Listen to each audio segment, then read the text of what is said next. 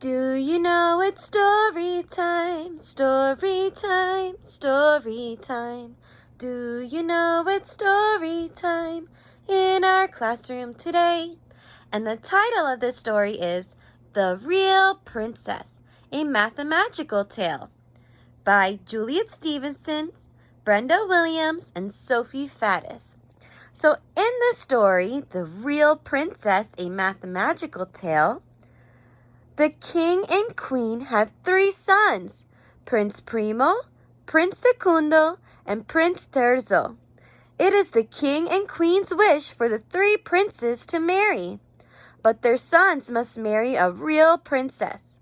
But the princes aren't sure how to tell if a girl is a real princess or not. Luckily, the queen has a secret magical test to help the princes find real princesses. Let's read to find out more about this magical test and if the princes find real princesses to marry. So in this story, we have 2 vocabulary words. Our first vocabulary word is flabbergasted. Can you say that word with me? Flabbergasted. Flabbergasted is when you're so surprised by something or someone that you feel confused and do not know what to say or do. Flabbergasted.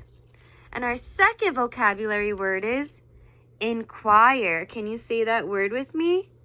Inquire. Inquire is when you want to ask a question. Inquire.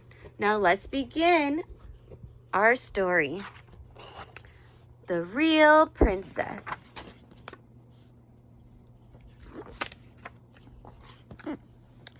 Long ago and far away, a king and queen had 3 sons.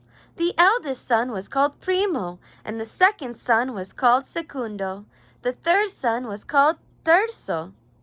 The king and queen had 1 butler, 2 footmen, 3 maids, 4 horses, 5 grooms, 6 dogs, 7 gardeners, 8 chimney sweeps, 9 cooks, and 10 soldiers. Now the king had a counting house in which he kept 3 bags of gold. Each bag contained 180 gold coins. "One day my sons will marry," the king said to himself. "These bags of gold will give them a fine start in life." Now it was custom at that time that the eldest prince should marry first, but only if he could find a bride to fit to be the next queen.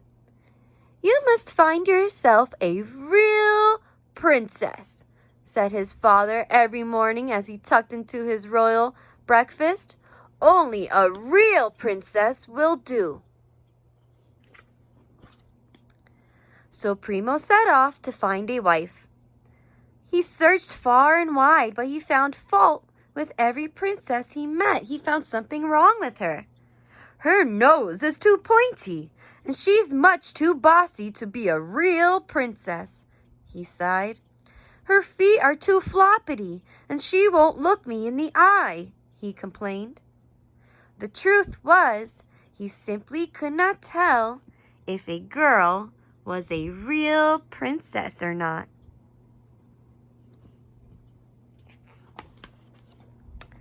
Primo returned home full of gloom. He was sad. "I wish so much to marry a real princess, Mother," he sighed. "But how can I tell if she's real or not?" "Leave it to me," said the queen. "I have a test that will prove beyond a doubt whether she is a real princess or not." So Prince Primo feels sad when he returns to the castle after not being able to find a real princess. He is upset that he does not know how to tell if a girl is a real princess. His mother, the queen, promises that she will help him, and I think his mother's help will make Prince Primo feel better. Now you may like to know what no one else in the castle knew. The queen too had a counting house. It was a small, shabby shed hidden away in the back of the gooseberry patch, and in it she kept 9 golden peas. When the queen opened the door of the shed, the peas gleamed in the darkness. The queen smiled as she counted them, for she knew a secret about the peas. The next day, a terrible storm came. It was so wet and wild that the 10 soldiers and the 7 gardeners had to abandon their duties and come inside for shelter. They had to stop working and go inside to stay safe. Then, just as the storm was at its worst, Turtle heard someone knocking frantically on the castle door. Standing outside was a young girl, and she was in a sorry state. The rain had drenched her clothing right through, and her hair fell in dripping straggles down to her waist. But as soon as their eyes met, Turtle's heart skipped a beat, and there was a spring in his step as he ushered her inside. Oh, I think he fell in love, Prince Turtle. That evening, the young visitor washed and dressed and sat herself down to dinner with the king and queen and their 3 sons. "Who are you?" asked Primo. "My name is Numerica. Princess Numerica, actually," said the girl shyly. The queen studied her through narrowed eyes.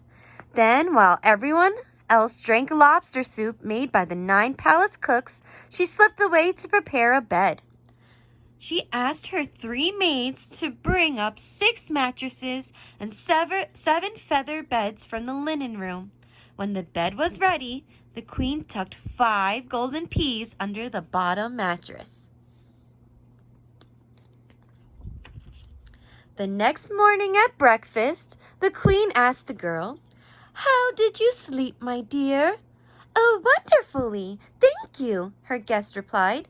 "I did not wake until I heard the cockerel crow." The queen shook her head slowly. Then she went to the bedroom and threw the 5 peas out the window. But Turtle was delighted. "She is princess enough for me," he said. "I love her just the way she is." So the king took Turtle to his counting house and gave 1 of the bags of gold to his youngest son. The young prince and the princess, who was not quite a real princess, married and lived happily ever after.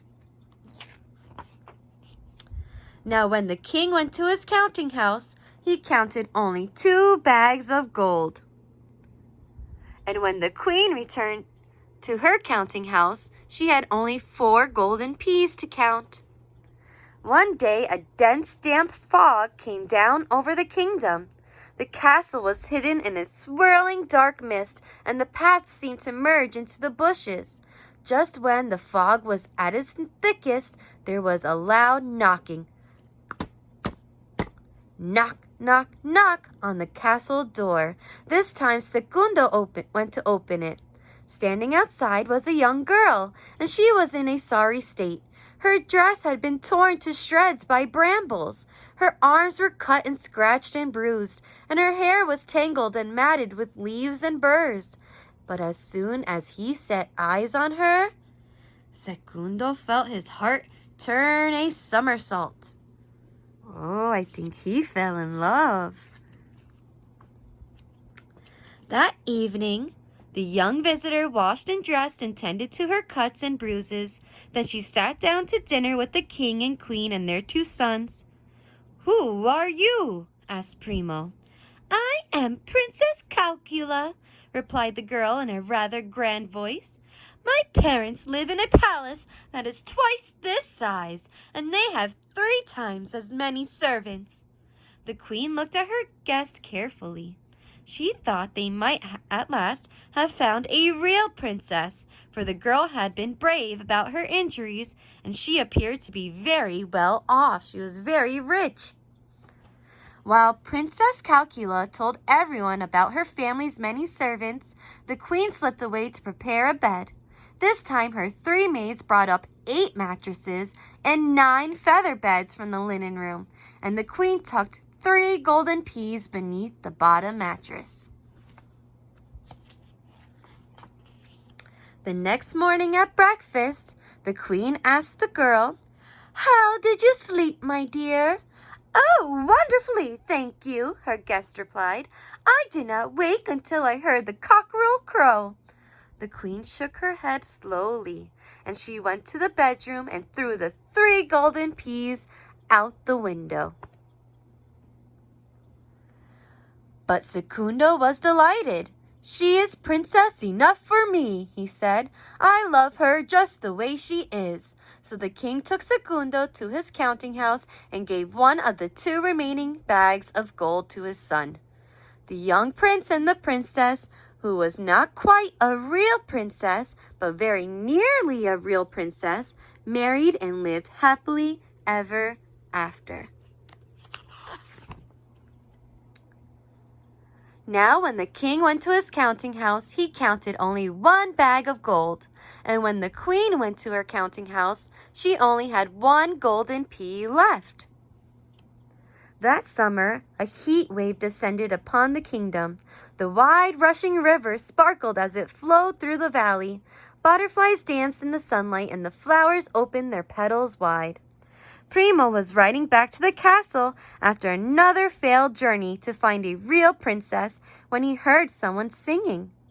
There, sitting in the shade of a tall oak tree, was a young girl. She was weaving flowers into a garland for her hair. She smiled at the prince and wished him a safe journey. But Primo had no intention of going a step further. He quickly dismounted and tied up his horse. He got off of his horse. "Who are you?" he asked. Let me see. Today, my name's Geometria," she said. "What's yours?" "Primo. Prince Primo, as a matter of fact." Are you a princess by any chance?" The girl raised her left eyebrow and looked him straight in the eye. "You'll have to judge that for yourself," she said. "Why don't you stop asking questions and come exploring instead?" So the 2 of them wandered the woods together, watching the doves and butterflies come and go and talking of many things. When evening fell, they rode back to the castle together. That night, the young visitor washed and dressed and sat down to dinner with the king and queen and their 1 son. "Thank you so much for inviting me to stay," she said with a voice that rang like silver bells. "I hope you will all come and visit my family one day soon." The queen smiled as she listened. She only wanted the best for her son, and their visitor was enchanting. But was she a princess? While the rest of the party ate their ice cream sundaes, which had been created to a secret recipe by the 9 palace cooks, the queen slipped away to prepare a bed. This time, her 3 maids brought up 9 mattresses and 10 feather beds from the linen room. And this time, the queen tucked just 1 golden pea beneath the bottom mattress. The next morning at breakfast, the queen asked the girl, "How did you sleep, my dear?" "Oh, I am sorry to complain when you have been so kind to me," her guest said. "But although I had 9 mattresses and 10 feather beds, I felt most uncomfortable all night, and I'm black and blue all over." The queen looked at her eldest son and smiled. "Then she must indeed be a real princess, my son," she said, "for only a real princess would feel just 1 golden pea through 9 mattresses and 10 feather beds. You have found your true love at last." And she went to the bedroom and threw the pea out of the window. So the king took his eldest son to his counting house and gave him the last bag of gold. And the queen went to her counting house, but of course she had no peas left, for those she had once had 9 peas, she had used 5 peas for the first girl, 3 peas for the second girl, and 1 pea for the third girl, and each time she had flung them out of the window. But the queen smiled, for she knew a secret about the peas. The prince and the princess, who truly was a real princess and would one day be queen, married and lived happily ever after. The end. Almost, but not quite. Actually, that is not quite the end of the story, for now the king had no money left in his counting house, as he had given it all to his sons. Oh, so I think the king is now worried about taking care of the castle and the servants after the 3 princes marry. The queen has a plan to solve this problem, though. I bet the queen's plan works, and the king will no longer feel worried. So let's see what the queen has planned. That night, he asked the queen, "How shall we manage, my dear? We have so many faithful servants who look after us. How shall we feed and pay them?" "Come with me," said the queen. So the king followed the queen into the garden. There, beneath the bedroom window, the 9 golden peas had each taken root and grown into 9 tall plants. But on just one of the plants shone lots of golden pea pods. "This is from the pea that Princess Geometria slept on," smiled the queen. "That young woman is worth her weight in gold. Mark my words." She picked a pod, and inside it glowed 9 golden peas. She picked another pod and found 9 more. Then she picked 7 more pods and handed them to the king. "My dear," she said softly, "I think we have quite enough for our needs." The king was astonished and flabbergasted. There's our vocabulary word, flabbergasted, when you're shocked and you don't know what to say or do. He was speechless with delight. He hugged the queen and danced her all around the castle grounds. And the 1 butler, 2 footmen, 3 maids, 4 horses, 5 grooms, 6 dogs, 7 gardeners, 8 chimney sweeps, 9 cooks, and 10 soldiers all joined in the dancing. The real end. So friends, I still have a lot of questions about this story and some wonder alouds. And I wonder, when Prince Primo first goes out to look for a princess, he does not know how to tell if a girl is a real princess. I wonder if he will be able to find a real princess. So what do you think, friends? Was he able to find the real princess? Let me know. And why do you think only 1 planted pea,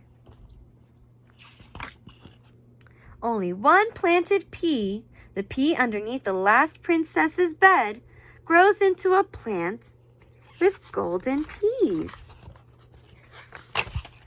Why do you think that pea grew into a golden pea plant? If you have an idea, let me know.